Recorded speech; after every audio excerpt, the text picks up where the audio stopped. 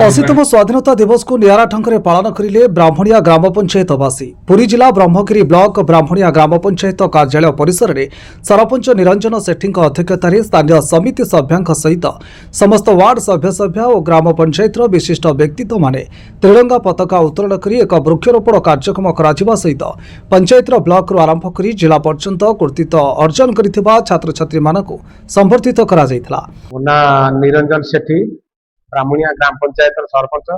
आज पल्ली दिल्ली पर्यंत 80तम स्वाधीनता दिवस पालन करुचे।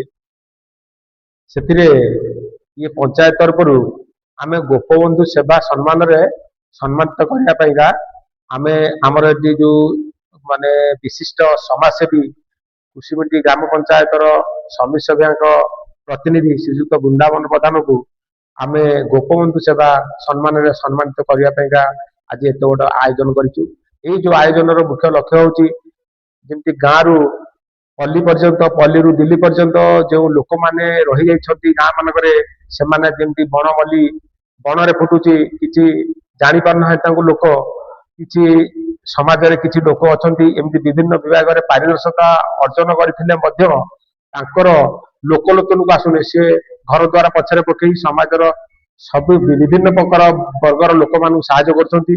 जेहेतु वृंदावन प्रधान जमती समाज सेवारे मेडिकल रे डाक्तरखाना रे माने सब कथार साहाय्य करती।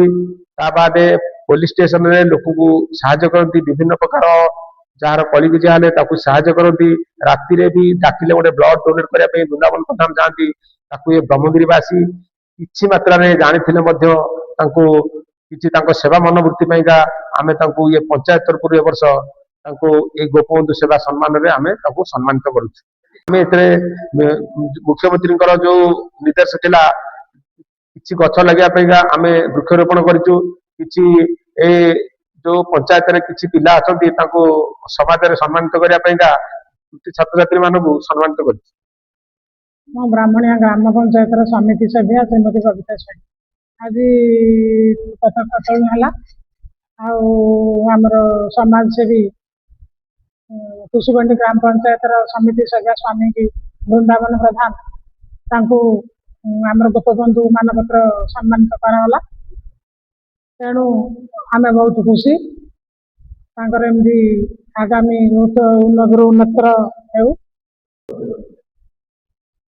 वृंदावन प्रधान कुशीमंडी पंचायत गोलरा गाँव बसता यहाँ एक्चुअली गोपबंधु सेवा सम्मान 2026 जो देइचंती एटा तो सम्मान नो एटा मोर कर्तव्य। मु आशा करी भविष्य रे ब्राह्मणिया ग्राम पंचायत जो माँ माने मोरे माने सम्मान देइचंती ताको मु केमि समर्पित भाव में पाखे सब 24/7 सेवा प्रदान करी। सर्वशेष ब्रह्मगिरी ब्लॉक युवा समाजसेवी वृंदावन प्रधान को गोपबंधु सेवा सम्मान 2026 रे सम्मानित करा चलित वर्ष ठारू यह आरंभ करागला। आगक विभिन्न वर्ग में ब्रह्मगिरी को जिला और राज्य में चिन्हित कर व्यक्तित्व मानक सम्मानित कराजियो बोली गणमाध्यम को सूचना देइछंती सरपंच निरंजन सेठी। पुरीरू Ramesh Sahu report the public media.